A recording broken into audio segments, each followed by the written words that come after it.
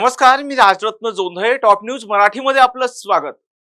राज्यात Gulen Barré syndrome म्हणजेच अर्थात जीबीएसनं थैमान घातलंय.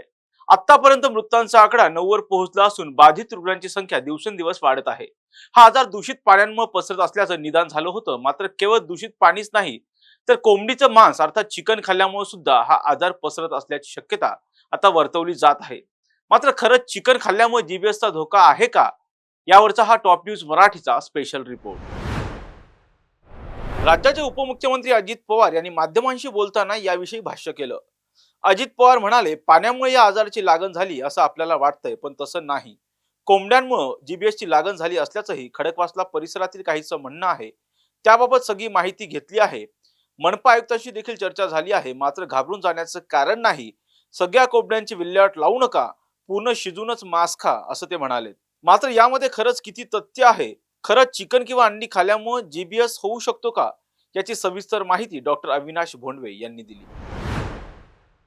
डॉक्टर, चिकनमुळे हा आजार होतोय असं कुठेतरी एक चर्चा चालू झाली आहे. त्यामुळे बऱ्याच रुग्णांमध्ये भीती आहे, सर्वसामान्यांमध्ये भीती आहे. तर याविषयीचं नेमकं खरं काय आहे यामध्ये? चिकन खाल्ल्यामुळं किंवा अमुक एक पदार्थ घेतल्यामुळं किंवा अमुक एक गोष्टी प्यायल्यामुळं जीबीएस होतो हे म्हणणं हे पूर्णपणे अशास्त्रीय आणि अर्धसत्य आहे. याचं कारण लक्षात घ्या की जीबीएस हा जो आजार आहे हा post infective auto immune disease आहे.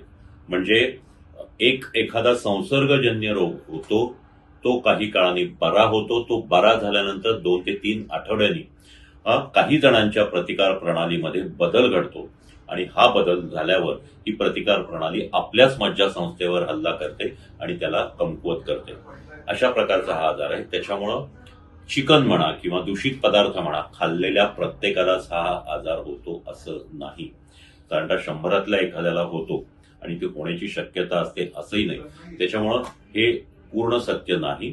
हे बरोबर आहे की आपण जर अर्धकच्चं मांस खाल्लं किंवा दूषित पाणी प्यायला, दूषित अन्नपदार्थ खाल्ले तर आपल्याला उलट्या जुलाबांसारखे आजार होतील.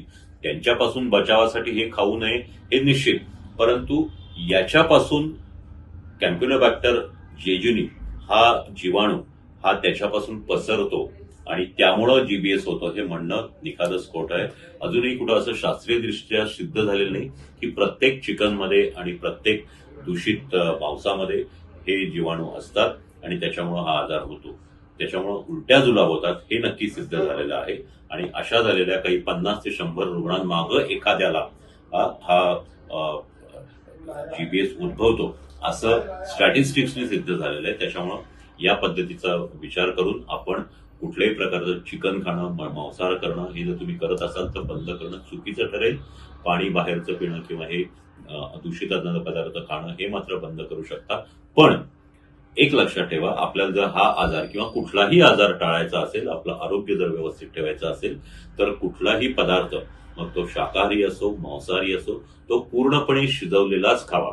कारण शिजवल्यानंतर तो 100 डिग्री पासून 650 डिग्री सेल्सिअस पर्यंत तो उकळला जातो किंवा वाफेवर वापरला जातो आणि त्यातून सर्व प्रकारचे विषाणू नष्ट होतात. त्याच्यामुळं ताजं गरम शिजवलेलं अन्न खावं, उकळून गार केलेलं पाणी प्यावं. यांनी केवळ जीबीएसच नव्हे तर कुठल्याही प्रकारच्या पोटामधून किंवा अन्नामधून पसरणाऱ्या आजाराला आपण नियंत्रित करू शकतो किंवा त्याला टाळू शकतो. चिकनमुळे हा आजार होत असल्याच्या चर्चा वाऱ्याच्या वेगानं राज्यभरात पसरल्या. त्यामुळे सर्वसामान्यांनी अचानक मांसाहार करणं पूर्णपणे बंद केलं. चिकन आणि अंड्यांच्या किमतीत मोठी घट झाली असून तरीही लोक हे खरेदी करायला तयार नाहीत. त्यामुळे याचा थेट परिणाम कुक्कुटपालन करणाऱ्या शेतकऱ्यांवर आणि चिकन विक्रेत्यावर झाला आहे. नमस्कार, मी शरद बाळासाहेब बोडांबे, पशुसंवर्धन विभाग कुक्कुटपालन समन्वय समिती सदस्य व महाराष्ट्र राज्य पोल्ट्री अड्डा कार्याध्यक्ष. थोडीशी तुम्हाला थोडक्यात माहिती देतो. ज्या काही आता चिकन खाण्यासंदर्भात, अंडी खाण्यासंदर्भात जे सोशल मीडियावरती चुकीच्या पद्धतीने ज्या अफवा पसरवल्या जात आहे, त्यामुळे सगळ्यात मोठं जे आता नुकसान होतंय ते आमच्या शेतकऱ्यांचं होतंय. त्यामुळे प्रमुख मुद्दा हा आहे की आता उन्हाळ्याचे दिवस आहे, 90 रुपये एका किलोला जवळजवळ कॉस्ट येते एका पक्षी वजन करायला. आणि आज 2 दिवस झाले, गेल्या आठवड्यापासून जे पहिलं मागच्या वेळेस ते ह्याचं अफवा केली ती कोरोना काळात, त्यावेळेस सुद्धा की कोरोना हा चिकनमुळे होतो अशी अफवा पसरली. त्यावेळेस सुद्धा मागच्या 4 वर्षाच्या पूर्वी मोठं आर्थिक नुकसान शेतकऱ्याचं झालं. त्यातूनच कुठं आता शेतकरी सावरतोय. त्यामध्ये आता हा नवीन जो पुण्याच्या आसपास काही रुग्ण आढळतात GPS संदर्भातली, तर त्यावेळेस सुद्धा त्याच्या संदर्भात सुद्धा चुकीच्या पद्धतीने अशा अफवा पसरवल्या जातात की GPS हा चिकनमुळे होते. वास्तविक पाहता त्याला कोणताही शास्त्रीय अहवाल नाही. आमची 2 दिवसापूर्वी सुद्धा पशुसंवर्धन आयुक्त कार्यालयात मिटिंग झाली आयुक्त साहेबांसोबत. त्यांनी सुद्धा त्याचा महाराष्ट्र शासनाला अहवाल पडलेला आहे की चिकन खाल्ल्यामुळे किंवा चिकनमुळे GPS रुग्ण किंवा त्याचे जीवाणू विषाणू वाढत नाही. तरी सुद्धा चुकीच्या पद्धतीने अशी ज्या अफवा पसरल्या जातात त्याच्यामुळे मोठं आज महाराष्ट्रातील 9 लाख शेतकरी याच्यावर आज अवलंबून आहे.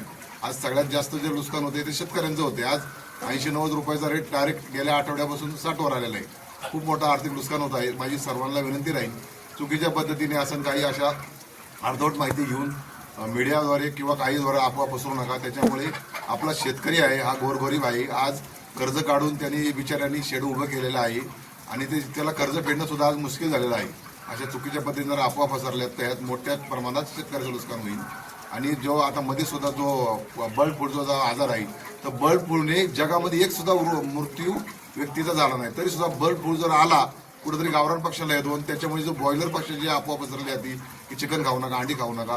तुम्ही वास्तविक पाहता 100 डिग्री सेल्सिअसमध्ये चिकन अंडी आपण उकळून खात असतो तरी सुद्धा जीवाणू विषाणू जगूच शकत नाही. वास्तविक पाहता जर जीवाणू विषाणू जर चिकनमध्ये असेल तर त्याच्यात प्रमुख आजार हा 9 लाख शेतकरी आता पोल्ट्री उत्पादन महाराष्ट्रातले करतात तर त्यांना तो आजार व्हायला पाहिजे. आम्हाला एक सुद्धा कुठला जीवाणू विषाणू होत नाही, तो आजार आम्हाला होत नाही, तर मग लोकांना कसा होईल. त्यामुळे चुकीच्या पद्धतीने अशा अफवा पसरू नका.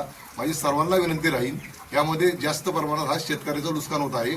महाराष्ट्र शासनाला सुद्धा आमची विनंती आहे की ह्या चुकीच्या पद्धतीने जो मेसेज जातोय तो कुठेतरी आता थांबला पाहिजे. धन्यवाद.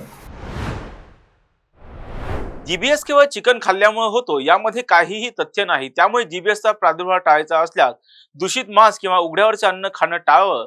त्याचबरोबर चांगल्या पद्धतीने शिजवलेलं अन्न आणि उकळून गार केलेलं पाणी प्यायलाच जीबीएसचा धोका टाळता येतो असं तज्ज्ञ डॉक्टर सांगत आहेत. त्यामुळे तुम्ही या पद्धतीने काळजी घेतल्यास जीबीएस पासून बचाव केला जाऊ शकतो. अशाच महत्त्वपूर्ण बातम्यांसाठी पाहत राहा टॉप न्यूज मराठी. आपला महाराष्ट्र आपली बातमी.